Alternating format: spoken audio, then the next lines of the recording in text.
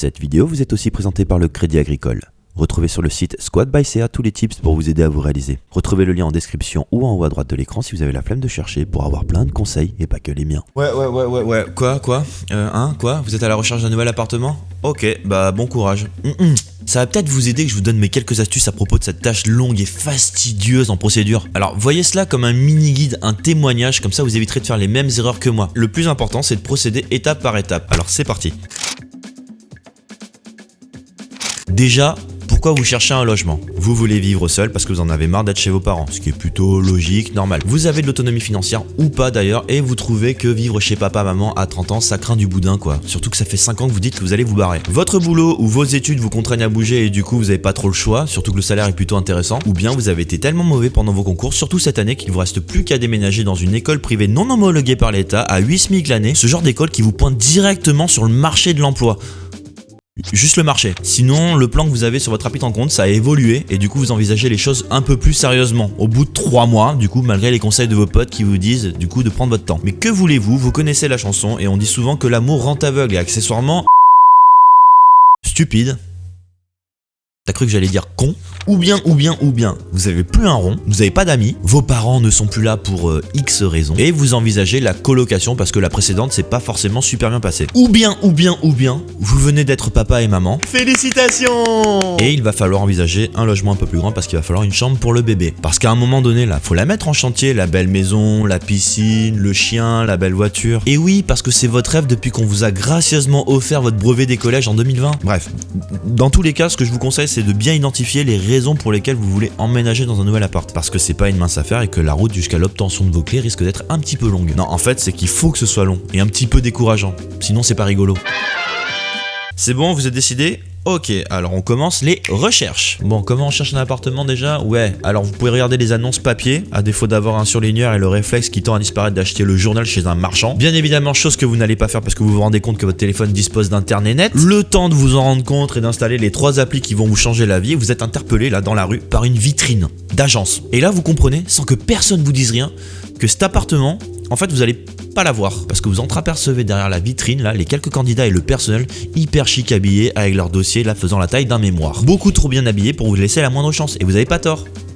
Et oui, on juge encore avec les apparences. Donc vous laissez tomber cette idée ou bien par flemmardise ou bien parce que vous avez déclaré forfait. Et surtout on vous a prévenu que les mêmes annonces sont sur internet. Et c'est bien parce que vous voulez gagner du temps, n'est-ce pas? L'appart il le faut dans moins d'un mois. On n'a pas tous la chance de connaître quelqu'un qui connaît un propriétaire qui a un appartement de ouf à louer comme par hasard. Et quoi qu'il arrive, il faudra planifier vos visites et organiser votre emploi du temps parce que vous avez un travail. Oui, vous avez un travail. N'oubliez pas que dire que vos revenus viennent de votre chômage est éliminatoire, sauf si vous êtes rentier, que vous avez gagné à la loterie, que vous avez hérité, etc. Bon, du coup vous avez compris que cette recherche prend sur votre temps libre. Et le temps, c'est de l'argent. Et j'ai dit qu'il fallait être méthodique et organisé. Ah bah attends, c'est l'heure de la visite. Oh, vous avez failli oublier, bah c'est pas grave, vous allez juste être en retard. On parle, mais vous aviez déjà un rendez-vous en fait. Planifiez une visite. Vous arrivez enfin à mettre un visage sur cette personne qui répondait pas à vos appels, sous prétexte de pas les avoir vus. Ah là là, la technologie c'est vraiment pas fiable. Ni vos mails automatiquement classés dans la section spam de sa boîte, on sait pas pourquoi. On vous avertit et on vous fait la surprise que la visite se fera grouper. Elle a juste oublié de vous le préciser parce qu'elle a pas que ça à faire, histoire de créer involontairement une petite compète là, un petit stress supplémentaire. Et pour vous offrir une nouvelle fois l'expérience unique de juger et se faire juger sur les apparences. Oui, mais en même temps, c'est votre faute, vous vous y prenez pendant la période où tout le monde cherche un appartement. Est-ce que vous vous souvenez la dernière fois que vous êtes passé devant une vitrine d'agence? Ouais, et ben voilà, ce genre d'ambiance là qui vous rappelle que vous êtes nul, que cet appartement vous l'aurez pas de toute façon. Alors moi j'ai ma petite astuce, voilà, profitez-en, faites-vous plaisir quoi, quitte à pas se déplacer pour rien. C'est le moment de chipoter sur tous les détails. Le chipotouillage comme on dit pas. Est-ce que l'appartement est assez éclairé? Où est-ce qu'elle est l'arrivée de la fibre? Je peux savoir de quel côté se lève le jour? Est-ce que c'est bruyant la nuit? Ils sont cool les voisins? Est-ce que c'est possible que l'agence fasse repeindre les murs parce que sur la photo ils étaient blancs hein. On fait rarement la comparaison mais visiter un appartement c'est comme manger un burger, vous voyez ce que je veux dire quoi, c'est pas comme sur la photo. Dans tous les cas je vous conseille d'être le plus honnête possible ou du moins le moins malhonnête possible. Bref. Ne perdons pas trop de temps puisqu'un deuxième groupe arrive, on me fait signe que la visite est chronométrée. Vite. Déposez un dossier de candidature. Admettons que l'appartement vous intéresse. Vous demandez les pièces à fournir pour le dépôt de dossier. L'agent vous montre un exemplaire, tant qu'à faire celui d'un des visiteurs qui était avec vous là, histoire de vous montrer encore plus l'idée de premier arrivé, premier servi. Et là, Comment vous dire que vous comprenez que refaire sa carte d'identité, c'est pas si compliqué que ça en fait. Alors déjà, vous allez en avoir besoin. Et en plus, vous allez devoir ajouter vos 3 dernières quittances de loyer, votre contrat de travail, votre dernier avis d'imposition, vos 3 derniers bulletins de salaire et tout document qui prouve ou qui montre que vous gagnez beaucoup d'argent. Ou du moins votre garant. Puisque c'est de ça dont il s'agit, n'est-ce pas? Il paraît, alors c'est une rumeur, mais que vous seriez rentier d'une grande exploitation agricole, apparemment votre dossier il passe crème, surtout devant tous les autres. Jusqu'à preuve du contraire, bien sûr. Comme vous allez oublier un élément de la liste qu'elle vient de vous dire, elle va vous remettre une petite fiche rappel, comme ça vous pourrez formuler votre dossier par mail. Oui, le mail qui termine dans les spams, c'est ça, on parle de ça. Ce qui veut dire, grâce à votre aura de détective, qu'elle a probablement fait son tri déjà. Elle s'en fiche un petit peu de vous, quoi. Mais vous aussi, vous vous en foutez et vous envoyez quand même le dossier. Parce que dans une lueur d'espoir, vous croyez en vous et en sa bonne foi. Un peu comme quand vous formulez vos vœux d'orientation vers les écoles, là, et qu'en fonction des résultats, vous prenez ce qui reste. Profitez-en également pour évaluer le coût de vos charges en électricité, en eau, gaz, entretien des parties communes et la très négligée taxe d'habitation qu'il faudra anticiper pour éviter les mauvaises surprises. Comptez en plus le prix du loyer et de toute façon c'est pas grave parce que le dossier il est déjà envoyé, il n'y a plus qu'à attendre l'acceptation ou le refus du dossier. Alors vous savez comment ça se passe la plupart du temps un refus de dossier? Eh bien ça se passe pas. Est-ce que vous pensez vraiment que l'agence va prendre le temps d'envoyer un mail pour vous dire qu'elle a l'immense plaisir de vous annoncer qu'elle a refusé votre dossier? Et ouais, parce que c'est la guerre ça, faut pas oublier que vous n'êtes pas le seul à chercher un appartement. Les agents ils ont pas que ça à faire, ils doivent s'occuper de tous les dossiers, surtout les dossiers acceptés, c'est-à-dire pas le vôtre. Et vous derrière vous relancez sans réponse et vous finissez par être désagréable légitimement, je vous l'accorde, à cause du temps là que cette annonce vous a fait perdre là. Il y a quand même quelque chose de frustrant dans l'histoire et je pense que vous allez savoir de quoi je parle, mais c'est que vous saurez jamais pourquoi il a été refusé en fait. Et à mon humble avis, il vaut mieux ne pas savoir. Et pourquoi? Alors, est-ce que tu as envie d'entendre: Monsieur, nous sommes profondément désolés que votre dossier ne soit pas accepté parce que vous n'êtes pas solvable. Quoi? Non mais attendez, regardez ma fiche de paye quand même, je gagne quand même pas mal d'argent, probablement plus que vous. Je suis désolé, ce n'est pas de mon ressort, mais je garde quand même votre mail, comme ça je vous dirai s'il y a de nouvelles annonces qui peuvent vous intéresser. Pourquoi vous refusez mon dossier? Pourquoi vous dites que je suis pas solvable? Ça fait mal à mon ego, c'est parce que je suis jeune? Mais non monsieur, mais comprenez que ce que nous recherchons, c'est une certaine stabilité de l'emploi. Et youtubeur, c'est pas ouf. Surtout quand on fait pas beaucoup de vidéos comme vous. Ah, d'accord, ouais, je comprends. Vaut mieux être caissier dans un supermarché, c'est beaucoup plus stable. Mais non, je déconne, votre dossier il a été accepté. Ok, ça m'apprendra à me fier aux apparences. Oui, parce que le candidat qui était juste devant vous nous a fourni des pièces falsifiées. C'est pas bien, faut pas le faire, vous savez, Pas bien, personne le fait, Et voilà, félicitations, votre patience et votre mépris ont fini par payer. Vous vous donnez même le luxe d'envisager une contre-visite que vous allez pas faire bien évidemment puisque le prochain rendez-vous ce sera la signature du bail. Combien de temps on avait dit pour avoir un appartement? 1 mois. C'est le jour J, vous avez la banane, vous retrouvez votre agent, vous vous surprenez même de l'avoir autant méprisé. Votre dépôt de dossier, ce n'est plus rien face à l'armada documentaire qu'il va falloir mettre en place avant que vous ayez les clés. L'état des lieux vous rappellera la dernière location de vélo que vous avez rendue intacte parce que vous avez subtilement réussi à dissimuler et à bien cacher le pet que vous avez mis parce qu'il faut récupérer la caution. Ça tombe bien parce que vous allez en déposer une qu'on va fixer à un prix aléatoire d'un SMIC.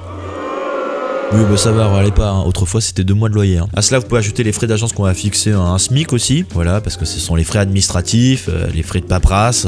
C'est très cher la paperasse.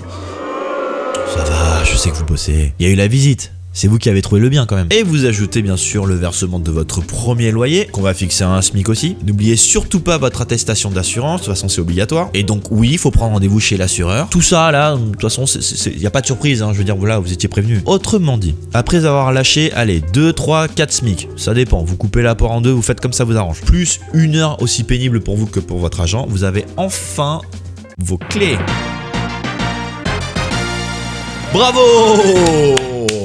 C'est une victoire, vous avez officiellement votre appartement. Vous êtes soulagé, vous êtes pressé de meubler, pressé de faire la traditionnelle pendaison de crémaillère qui va ravir vos voisins. L'emménagement. Vous avez appelé vos parents, vos amis, vous leur avez annoncé la nouvelle. Vous allez aller chez votre fournisseur de meubles préféré et fouiller accessoirement le grenier du domicile familial pour agencer correctement votre nouvel espace. Vous aurez bien évidemment besoin d'un coup de main pour transporter le canapé, la machine à laver, le frigo et surtout le lit quand vous vous rendez compte qu'aucun de vos amis n'est disponible. Ah là là, ça tombe mal au niveau de l'emploi du temps. Pierre a un anniversaire et Julie est chez ses grands-parents ce week-end. Mais t'inquiète, une fois que t'as aménagé, on sera là pour la pendaison. Le coup classique, comme on dit. Allez, de toute façon c'est pas grave, c'est le moment de se surpasser, vous vous rendrez compte que votre détermination n'aura eu d'égal que votre courage. Vous aurez terminé beaucoup plus vite que vous le pensez. Et Je dis ça pour vous remonter le moral, hein. On sait très bien que ça va être une galère. C'est l'heure de la pendaison de crémaillère, je vous explique pas comment ça se passe. Une pendaison de crémaillère, on va directement se diriger au lendemain, puisque c'est vous qui allez ranger et faire le ménage. N'oubliez pas d'aller vous excuser auprès des voisins de tout le tapage nocturne, que c'est même pas vous qui l'avez foutu. Et oui, vous êtes trop gentil, vous étiez trop occupé à vous soucier du confort de vos invités. Et bravo. Là c'est bon. Là vous avez officiellement fini d'emménager. Il vous reste plus qu'à vivre votre vie et à l'aménager de souvenirs.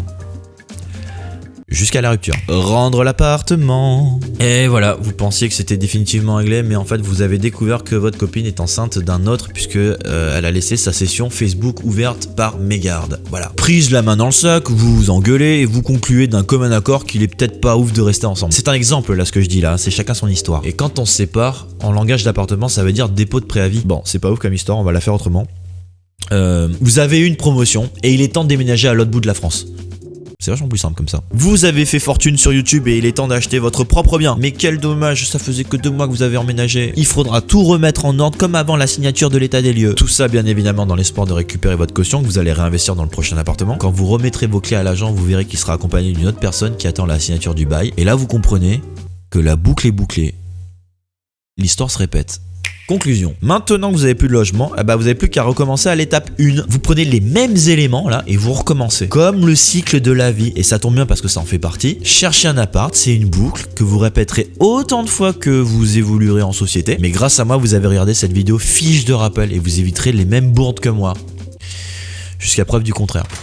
Merci d'avoir regardé cette série de vidéos avec le Crédit Agricole. Retrouvez sur le site Squad by CA tous les tips pour vous aider à vous réaliser.